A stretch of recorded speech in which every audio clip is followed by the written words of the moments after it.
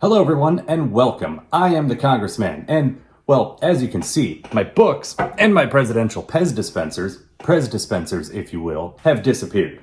That's because I'm in the process of moving, which is very exciting. However, just because most of my stuff is in a box about 8 feet to my left doesn't mean that I can't still tell you a story from Congress. And today, I'm going to do just that. I'm going to tell you about Matthew Lyon, Roger Griswold, and their 1798 fight on the floor of the House of Representatives. Fisticuffs!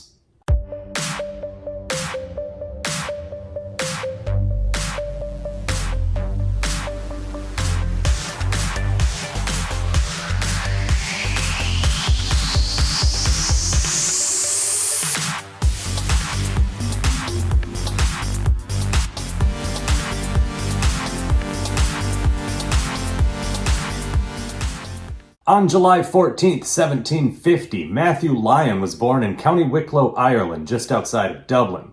In 1757, when Matthew was just 7 years old, his father was executed by the British. What had happened was, there was a famine, Ireland knows a thing or two about that, and the British response was less than ideal. Ireland knows about that too. A number of people left at that point for the North American colonies, but many of them stayed behind and put together a little bit of an uprising against the British government. One of them was Matthew's father, and it ended with his death. As you might imagine, this left a bit of an impression on young Matthew. Here's a line from J. Fairfax McLaughlin's Matthew Lyon, the Hampden of Congress. Such a death will not militate against the character of the elder Lyon, but rather strengthen the opinion that he was a worthy and brave man who perished at the hands of those who could not subdue him to their purposes. That, ladies and gentlemen, was called foreshadowing.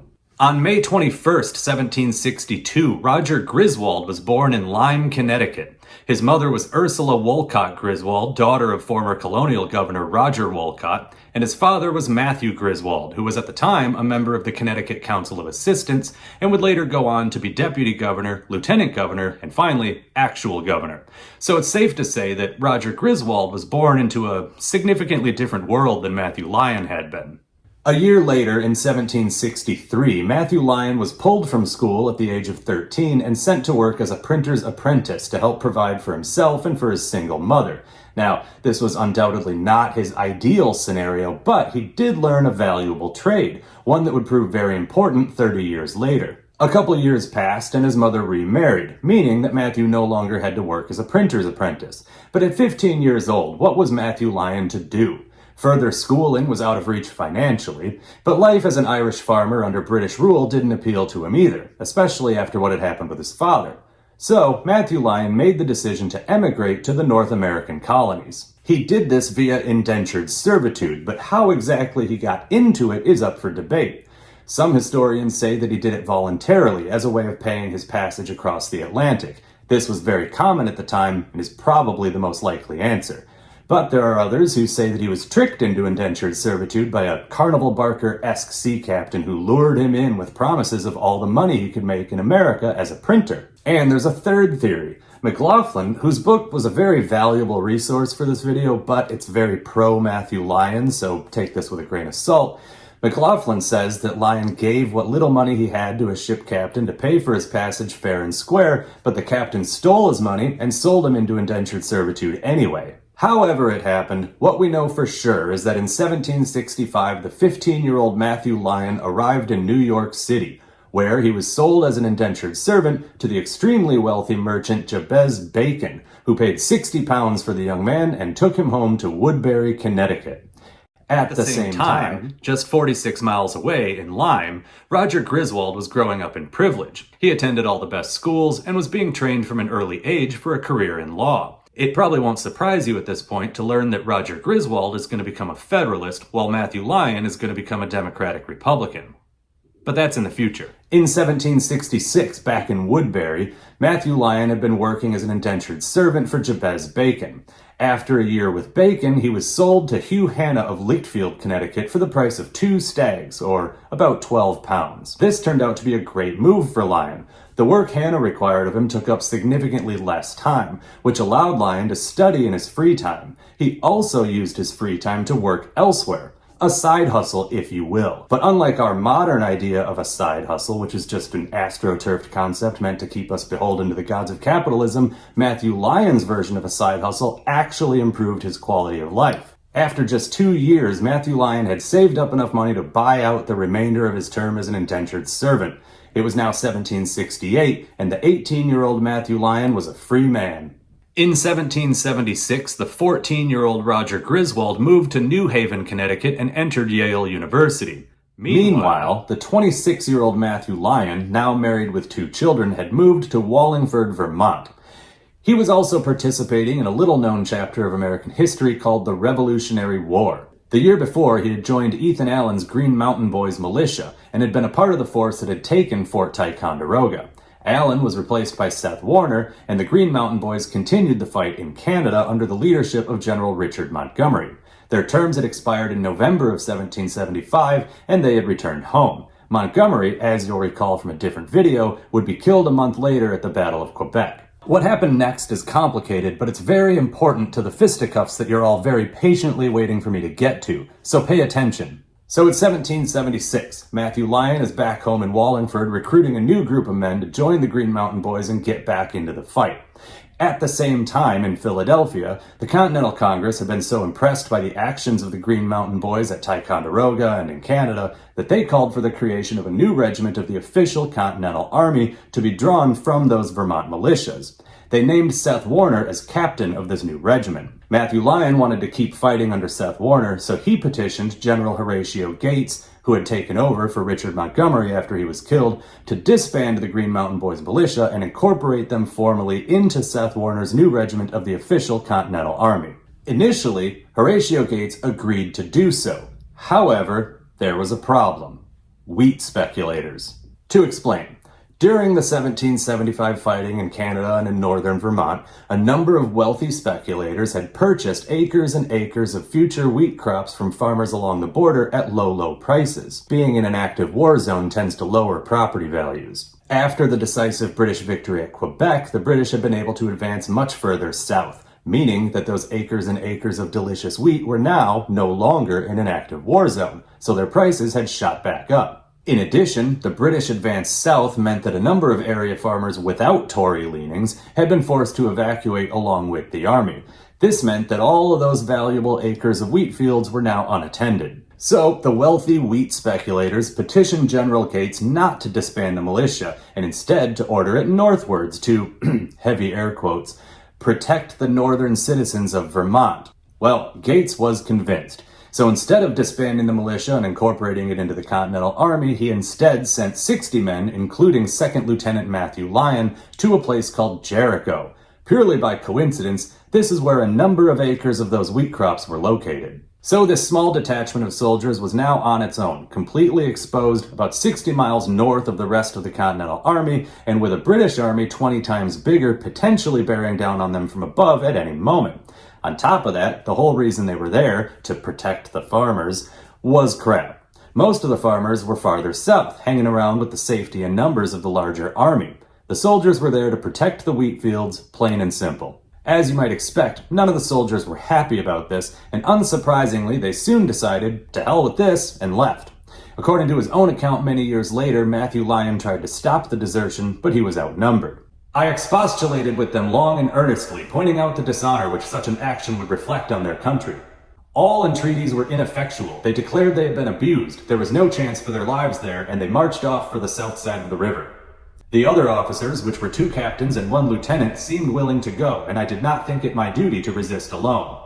Now, take that whole explanation with a grain of salt, because again, that's Matthew Lyon's version of events given 22 years later. But however it went down, the fact of the matter is that Matthew Lyon and the rest of the soldiers abandoned their post. As you might imagine, General Gates was a little angry. He ordered them all court-martialed, and they were all cashiered, or, to use a more modern term, dishonorably discharged. Later, when he eventually became involved in politics, and this is the important part, Matthew Lyon's political opponents would circulate a version of the story that ended with him being forced to carry around a wooden sword tied to his waist, as a symbol of his cowardice and uselessness. As for Roger Griswold, he spent the bulk of the war as a student at Yale. In 1780, he graduated and returned to Lyme to study law with his father, who was by this point Connecticut's lieutenant governor. In 1783, Griswold was admitted to the bar and set up his law practice in Norwich, Connecticut, where he spent the next 11 years. Meanwhile, back in Vermont, Matthew Lyon and his family had moved to Arlington, and he was elected to the Vermont House of Representatives in 1779. In 1783, he moved again, this time founding a new town entirely, which he called Fairhaven.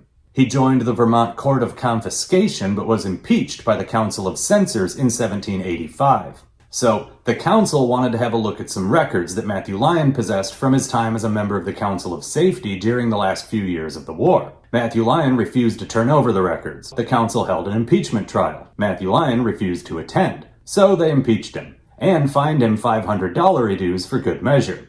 This prompted Lyon to finally appear and request a new trial. What he said to the Council of Censors went unrecorded, but it's believed that he heavily implied that these records contained certain information regarding certain prominent citizens and certain potentially treasonous exchanges they had with the British working out deals for themselves in the event that Britain were to win the war. Council member Nathaniel Chipman, future senator by the way, must have realized that he was one of those prominent citizens, because the whole impeachment trial was dropped and they reversed the $500 fine. By the way, the records in question, most likely already destroyed by that point anyway, never appeared. From there, Matthew Lyon was again elected to the Vermont House of Representatives in 1787 and served in that house until 1796.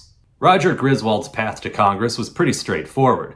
He was born into privilege, graduated from Yale, and became a successful lawyer. He finally decided to enter politics in 1790 at the age of 28. This is where he encountered his first real adversity. First, in 1793, he lost the special election to replace Representative-elect Stephen Mix Mitchell, who had been elected to the Senate to replace the deceased Roger Sherman. Then, in 1794, he just barely missed the cut in the election to the Connecticut Council of Assistants. But while most Nepo babies would whine and have a tantrum, Griswold kept trying, and he bounced back right away. Later in 1794, he won the general election to the United States House of Representatives, joining the 4th Congress in 1795. Matthew Lyon's path to Congress was a little more frustrating. He lost the elections to the House for the 2nd, 3rd, and 4th Congresses. In 2 of those elections, he actually won on the first ballot, but without a majority. This required runoffs, and he lost on the second ballot. In the case of the 4th Congress, he actually challenged the election result, but was unsuccessful. That's a story for a different series, though.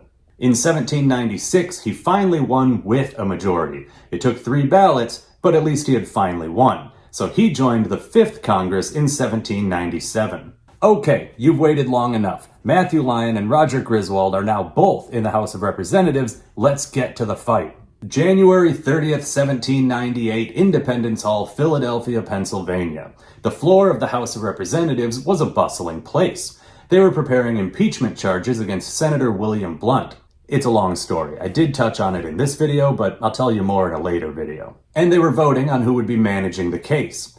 During a pause in the proceedings while ballots were being counted, representatives were milling about and chatting in groups. In one group, Democratic-Republican Representative Matthew Lyon was loudly talking about the Connecticut Federalists and how they didn't care about their constituents or about Americans as a whole. He said they were constantly misleading their constituents and lying to them about what was actually going on. Sitting nearby, Connecticut Federalist Representative Roger Griswold took offense. That's when Lyon said that with his skills as a newspaper printer, he could march into Connecticut, start up a paper, and within 6 months convince everyone to vote out the Federalists and switch to being Democratic Republicans. He described the scenario the way he might describe going into battle. And that was the last straw for Griswold. He loudly asked Lyon if he would be wearing his wooden sword into battle. Lyon pretended not to have heard the insult. Instead, he doubled down, saying that he knew he could do it because Connecticut Federalists were always coming into his district to visit relatives in Vermont, and he always had to fight them at first, but eventually would win them over with his arguments. This only made Griswold angrier, so he got up from his seat, walked over to Lyon, grabbed him by the arm, and asked him directly if he fought them with his wooden sword. Lyon responded by spitting tobacco juice into Griswold's face.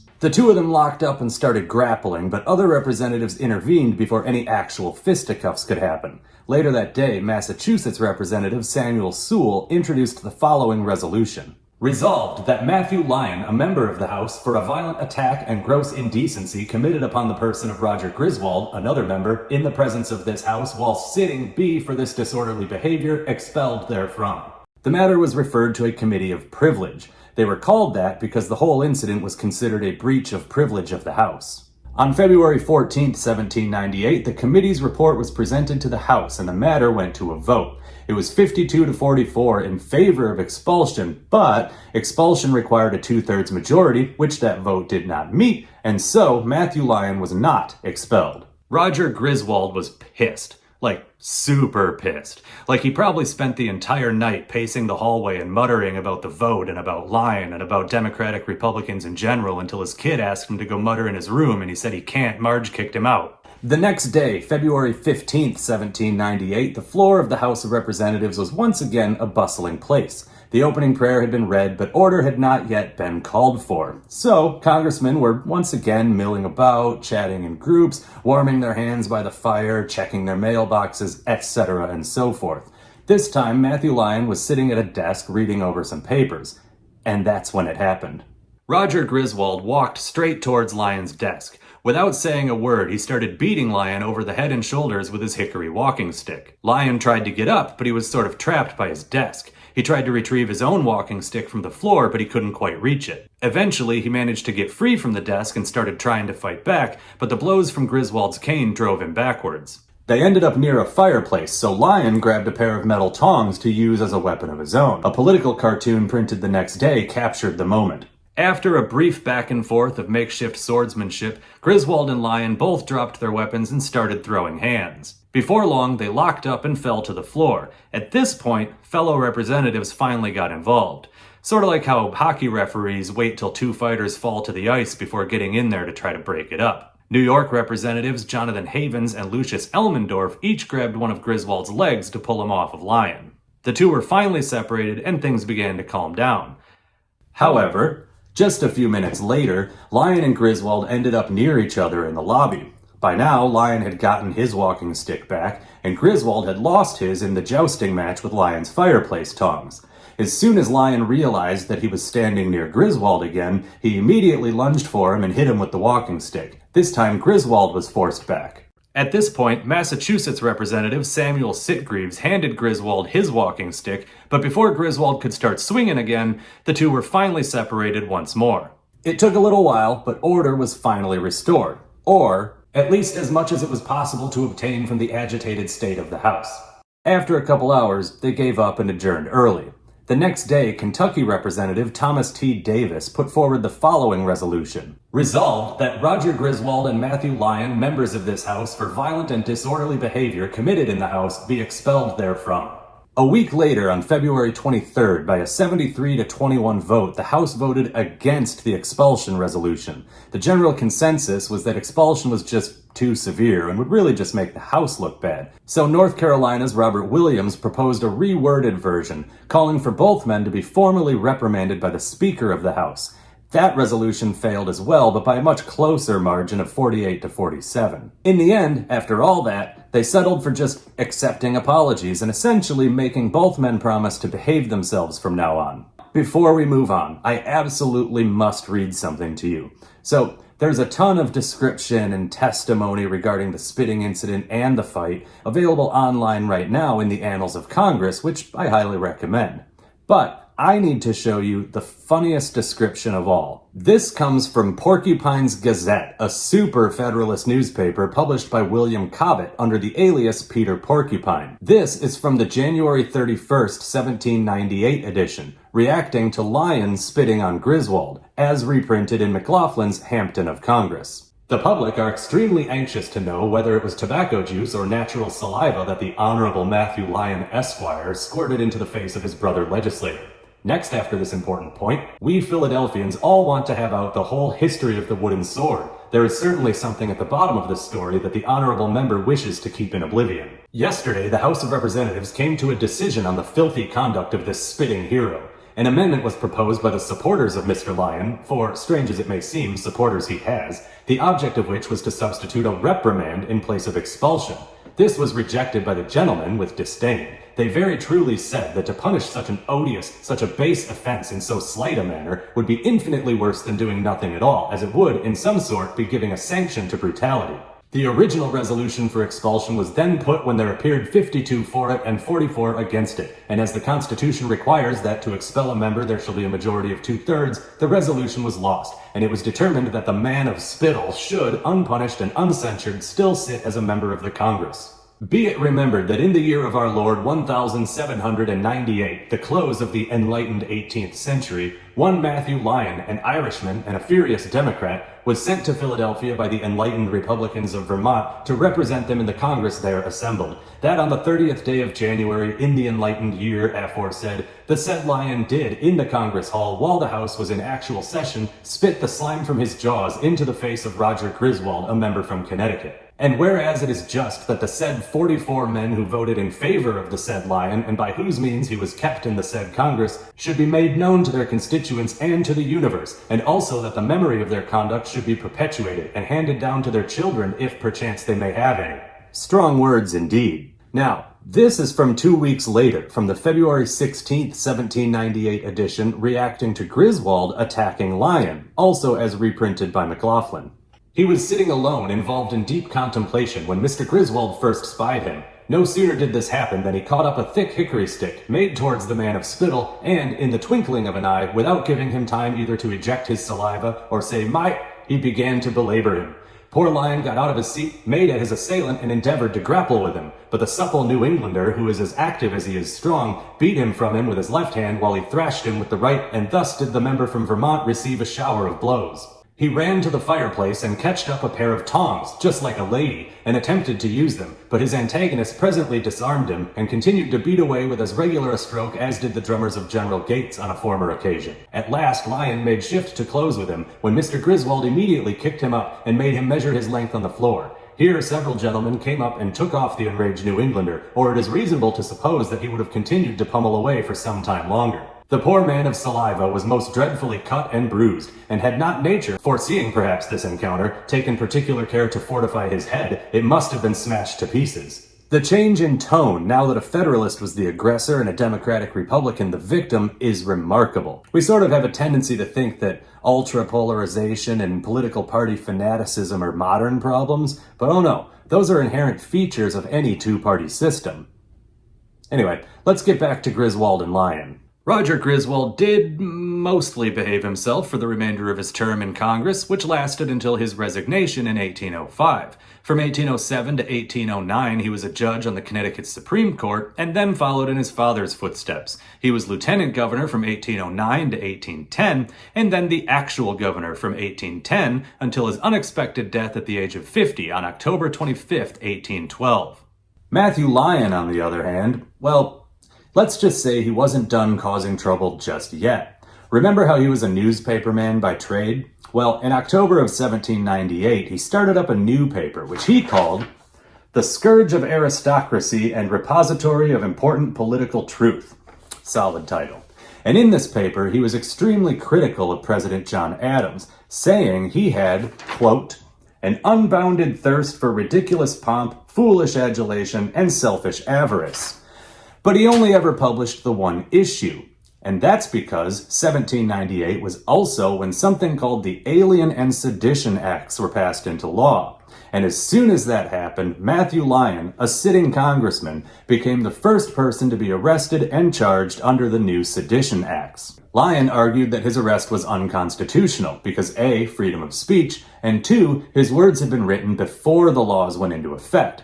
Federalist judge and former Senator William Patterson disagreed, and Lyon was sentenced to 4 months in jail and fined $1,000 dues. In the end, though, the whole episode only helped Matthew Lyon. He became a hero to the Democratic Republicans and won re-election to the 6th Congress from jail by a significantly stronger margin than any of his first 4 tries. Eventually, Lyon was vindicated. In 1840, Congress voted to refund the $1,000 fine plus interest to Lyon's heirs. After his term ended in 1801, Matthew Lyon and his family moved to Eddyville, Kentucky. But he didn't retire from politics. He was elected to the Kentucky House of Representatives in 1802, and then in 1803 he was elected back to the United States House of Representatives, representing Kentucky's 1st District. Roger Griswold was still there, and I can only imagine how angry he must have been to see Lyon. Lyon was re-elected 3 more times after that, ultimately serving from 1803 to 1811. Later, in 1820, President Monroe appointed him to a federal post, working as a trader with the Cherokee Nation in the Arkansas Territory. But Matthew Lyon was a politician at heart, and he couldn't stop himself from trying to get back into Congress. In 1820, at the age of 70, Matthew Lyon ran for the Arkansas Territory's non-voting delegate seat in the House. He lost a super close election and, true to form, challenged the results. He made a big stink about not being able to inspect ballots or hold hearings to interview people. In the end, he lost his challenge. Matthew Lyon finally died at the age of 72 on August 1st, 1822 in Arkansas. Before we go, I have one last fun fact for you. So, Roger Griswold's grandson, Matthew Griswold, eventually became a representative from Pennsylvania, and Matthew Lyon's great-grandson, William Peters Hepburn, eventually became a representative from Iowa. Which means that in the 54th Congress from 1895 to 1897, both descendants were in the House of Representatives at the same time. Sadly, though, they did not renew hostilities with another round of cane versus tongs jousting. I am the Congressman, and I will see you next time.